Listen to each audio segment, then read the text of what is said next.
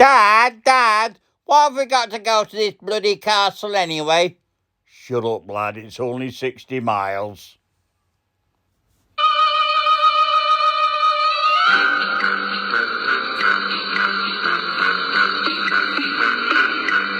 I'm an alien, but I still like a letter from the sergeant's desk.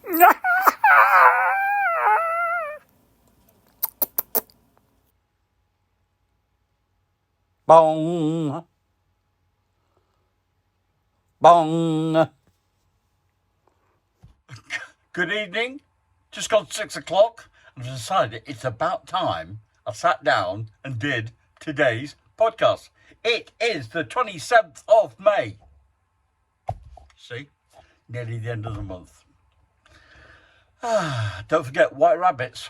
Don't forget it this time. Can't believe that it's just flown past, hasn't it? And I've got quite a few things to get through today, so I'll speak to you in a second. First, I shall do I love a spitting image or a lookalike. So, have you ever heard of a man called Ian Bartholomew? He plays a man called Jeff Metcalf in Coronation Street. In case you don't know what he looks like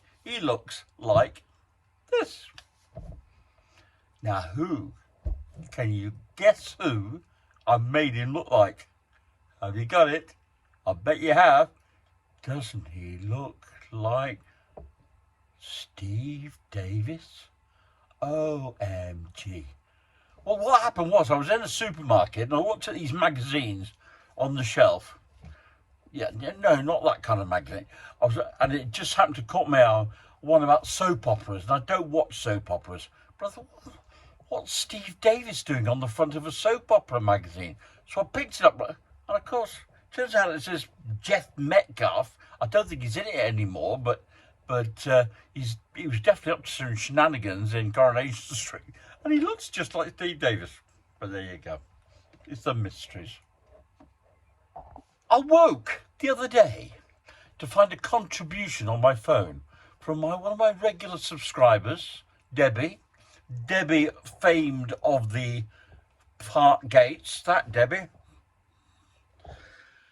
And she sent me a picture of a rabbit holding a pint of beer. And the rabbit says, I don't know, I'm only here because of the autocorrect. Well, for autocorrect, I mean, spell check. It's a rabbit. What's the joke? I think, I've lost it. There's obviously something really obvious. This joke. It got that bad that after 10 minutes I thought, I'm going to have to send her a message back and say, sorry, Debbie, you're going to have to make it more obvious to me what the joke is. Can you explain? And as I did so, the picture expanded to full screen and all is revealed. Now, I have to say, as a result of me staring at it for 10 minutes, the very funny punchline was slightly lost on me. But never mind. It's 10 minutes from my life I'm never going to get back. So there. Kids are going back to school soon, so I thought this was a suitable moment. This is apparently a genuine Australian answering service for an Australian school. All I can say is, just enjoy this. And if it's true...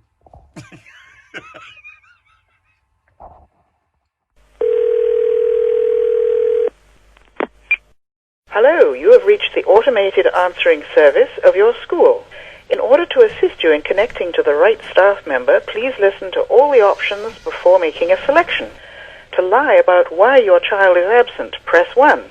To make excuses for why your child did not do his homework, press 2. To complain about what we do, press 3. To swear at staff members, press 4. To ask why you didn't get information that has already been enclosed in your newsletter and several flyers that have been mailed to you, press 5. If you want us to raise your child, press 6. If you want to reach out and touch, slap, or hit someone, press 7. To request another teacher for the 3rd time this year, press 8. To complain about bus transportation, press 9. To complain about school lunches, press 0. If you realize this is the real world and your child must be accountable and responsible for his or her own behavior, classwork and homework, and that it's not the teacher's fault for your child's lack of effort, hang up and have a nice day. If you want this in another language, move to a country that speaks it. Thank you for your interest in public education. That is fantastic. Well, I hope it's true. Let's have some answers from previous episodes. Douglas Bader was lying in his bed dying, and there's a noise outside the room, and a nurse tells him, "Shh, quiet, there's a boy in there dying." Oh my God, and he hears this, and according to the film, that was the moment he managed to turn himself around and started to recover. There you go. There you go. What else we got? Oh, what was advertised was a tiger in your tank. A tiger's tail in your tank. I got that wrong, didn't I? It was Esso, or Exxon, as in Exxon Valdez. Esso did a campaign for putting a tiger in your tank, and if you bought so much petrol, it must have been at least £1 worth back in those days, then you got a tiger's tail. Nowadays they cost you over 10 quid on eBay. I like Deputy Dawg. That was the impression I did yesterday at the back end of, I think it was last night. Hey, Muskie! Enjoy Deputy Dawg. Why not?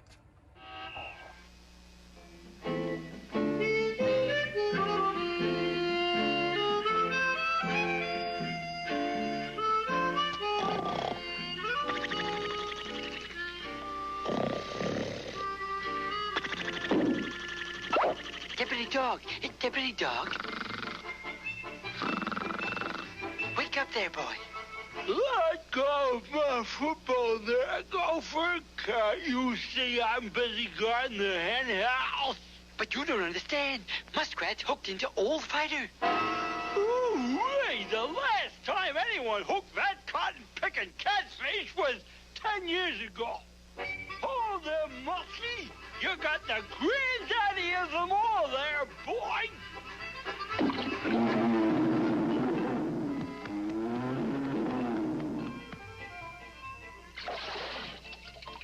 Hurry up there, boys. He's really fat. Hold him there, Muskie. You got help now, boy. I think you would have already gathered that I am a huge fan of Alfred Hitchcock, and my film of the day is yet another Hitchcock film, and the added bonuses that it's got Grace Kelly in it again, and she's just gorgeous. That Prince Rainier, he was a lucky lad. Here is the trailer of today's film. This is the scene of the crime. A crime of passion, filmed in a way you have never seen before, and as no one else would dare attempt, but the screen's master of suspense, the producer-director who shocked the world with Psycho.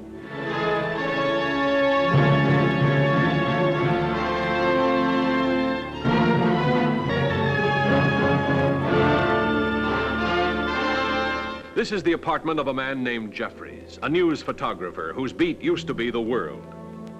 Right now, his world has shrunk down to the size of this window. He's been watching the people across the way. Nobody seems to pull their blinds during a hot spell like this. He knows a lot about them by now. Too much, perhaps. For instance, down there on the second floor, the woman pacing about. He calls her Miss Lonely Hearts. So lonely that even death seems like a friend. These are the newlyweds, on a honeymoon no one will ever forget. He calls her Miss Hearing Aid, an artist of a very odd and strange art. The songwriter who plays the same melody over and over again. A genius or insane. This is the traveling salesman and his invalid wife. Out of their arguments and nagging comes a weird kind of love. Miss Torso, the body beautiful. That is, viewed from a safe distance. Those are just a few of my neighbors. First, I watched them just to kill time, but then I couldn't take my eyes off them, just as you won't be able to. And you won't be able to take your eyes off the glowing beauty of Grace Kelly, who shares the heart and curiosity of James Stewart in this story of a romance shadowed by the terror of a horrifying secret.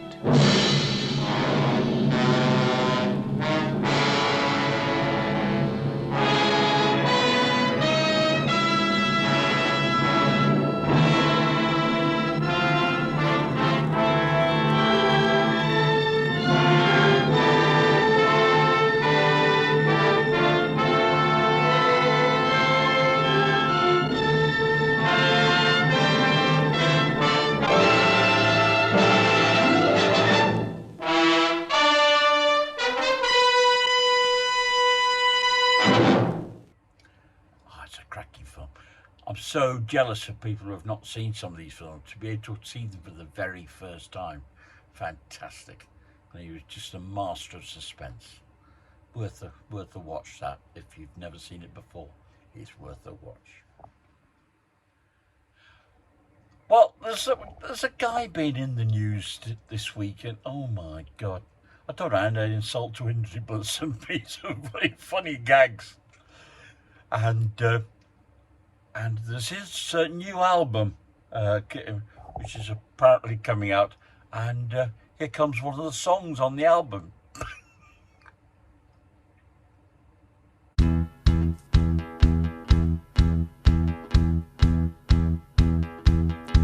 When I'm infectious, well, I know I'm gonna be the man who doesn't think it through. When I've got symptoms, well, I know I'm gonna be the man who says lockdown's just for you. When my wife's ill, well, I know I'm not gonna be the one who's going to school. 'Cause I've got parents, and they've got the time free. Dominic Cummings, home to you. And I would drive 500 miles, and I would drive 500 more to be the man who says self-isolation can be done up north with your wife's in-laws. A corona, a corona, a corona, a corona, brum-diddy, brum-diddy, brum-diddy, la-la-la. A corona, a corona, a corona, a corona, brum-diddy, brum-diddy, brum-diddy, la-la-la.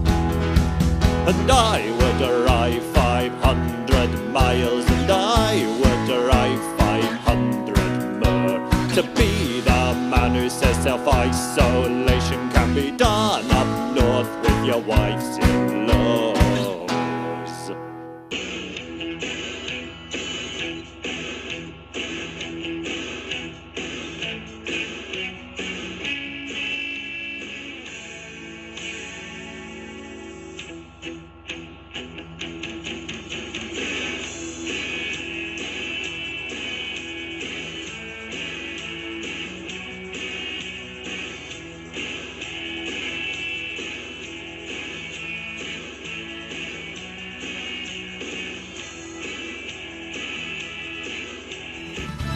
Is this the way to Barnard Castle?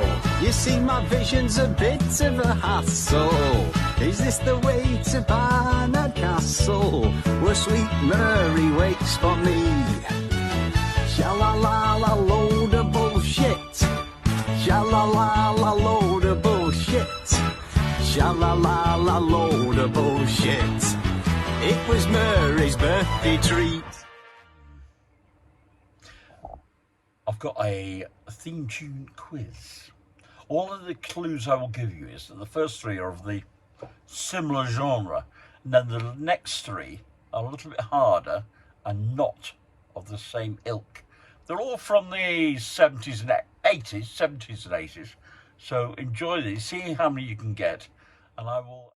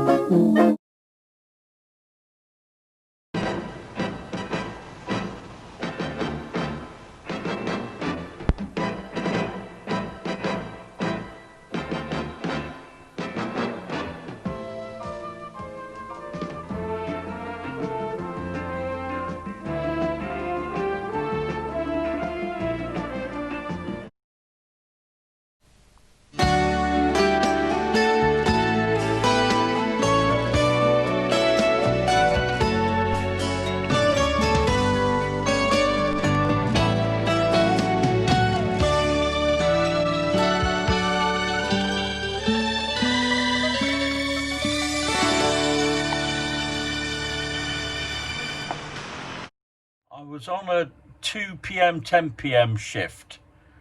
I was working the Stretford car early in my career, hadn't been driving long, and the whole group were going out for a drink at the cricket club, at the old Trafford Cricket Club across the road from the police station on Talbot Road. Forget what the do was, but there was some quite decent do on, and so I was quite keen to get off. So it was about 9:15, and I get sent to a suspicious incident on Bradshaw Lane in Stretford. It's a nondescript road. This is the road here, and I had to go to number 39. The people reporting, and it was a suspicious incident involving a vehicle. Could have caused a multitude of things. So I attended this address. Lovely lady at the house, and the first thing she says, "Oh, I thought it might be Ray who's coming to see me." She was referring to Ray Target, one of the lads on the group, the driver from the incident at the park gate by coincidence. Apparently it was a place he used to pop in for a brew occasionally, and obviously he knew the lady. She tells me a story about the next door neighbour, a young lad, and who doesn't own a car, has very rarely been in work, lives there with his girlfriend and his little kid, and she says that he's been seen in the back alley around the back of their house, and he had a car down there, and the car got stuck and he was asking people to push it. She thought it was very suspicious. So have you got anything else? No, that's about it, but he doesn't have a car. So went and knocked on next door. And when I walked in, there was the young lad as she described, and there was an older guy, 60, who was identified as his uncle, and there was a girl sort of lurking at the kitchen door, and they were watching the fantastic BBC series called Holocaust, which was having its first run in 1979. Holocaust, obviously about the Holocaust. And they were quite intent. They had each have a couple of bit. Well, officer, how can I help you? What do you know about a car at the back of Don't know what you're talking about, mate. Oh, I think somebody was having trouble with the car, and it wasn't nothing to do with me. And we were just going to help him just get it out. Oh, really? Yeah, okay. And who are you? Oh, yeah, I'm his Uncle Eric. I've just come up from down south, just staying with him for a couple of days. Okay. All right. Then what's your name? Got his name now. All right. And that's the last you saw of this car. And who had the car? Oh, I don't know. I didn't recognise him. Okay. All right. Seemed quite calm. So I bobbed back next door. She said, "Oh, I've remembered something." Now the houses there backed onto a canal, and she suddenly remembers that the girl has spoken to her and said they're up to no good. They've taken a taxi plate off this taxi, and they've asked me to throw it in the canal. But I haven't. I've hidden it in the pram in the front room. Well, she told me that the first time I went in. I'm sorry, I forgot. So I asked then Ray to ring me at the house, and Ray rang me up and spoke to me and assured me that whatever this lady said was right. So I'm going to carry on the story tomorrow. Okay. Well, I hope you can wait till tomorrow for the second episode of that. I might break it into more than 2 episodes. We'll see how it goes. There are some documents to do with it, which I'm trying to track down in my madhouse here. And I'll show you those if and when I find them. Okay. Look after yourselves.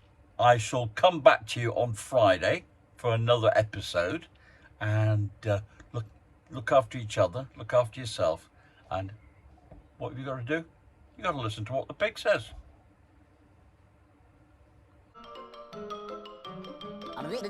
That's all, folks.